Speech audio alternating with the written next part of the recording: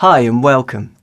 To start with, I'm going to give you a brief overview of the few of the key components that together make up the bass guitar. Today, I'm going to be showing you around using my 5-string bass.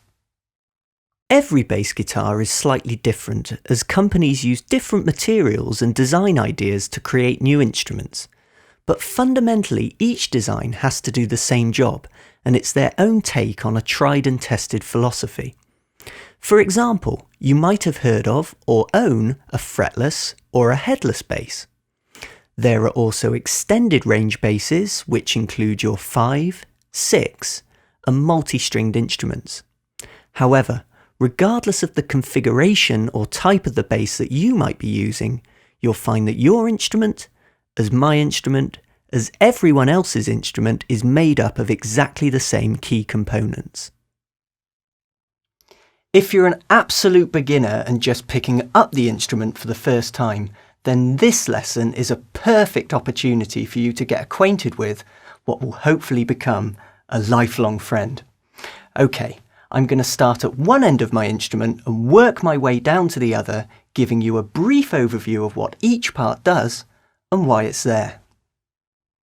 I'm going to start with what we call the headstock. Now, obviously, if you have a headless bass, the clue's in the title there, and you won't have one of these.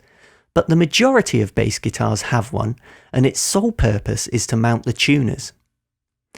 Each string on the bass has its own tuning peg, whose primary function is to allow us to change the tension of the string that runs to it, and therefore changing the pitch of that string. More tension in the string results in a higher pitched note, and vice versa. Moving down from the headstock and the tuners, we see the strings running over a little piece of material here. This is what we call the nut.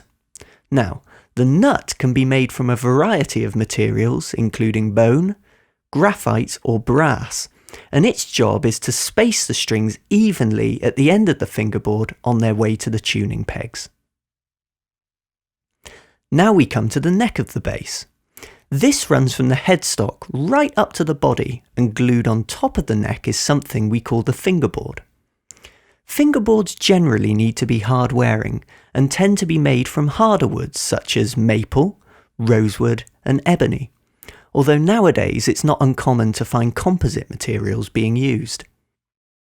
You can see on this instrument that the fingerboard is divided by a number of metal strips. These are called frets.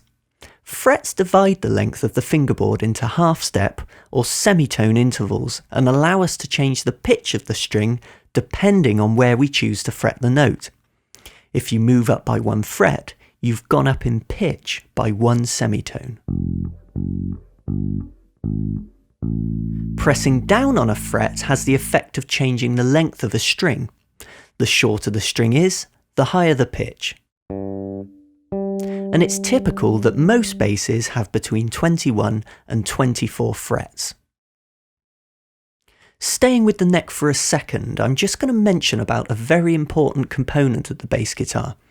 It's called the truss rod, and it's an adjustable metal bar that runs down the entire length of the neck, just under the fingerboard. Its main function is to keep the bass intact. If we didn't have a truss rod and just made our neck out of wood and strung the strings up, the bass would collapse.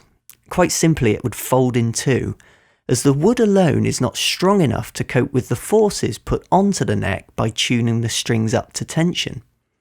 The truss rod is there to counteract this force and hold the neck straight. It pulls the neck in this direction whilst the strings pull on the neck the other way.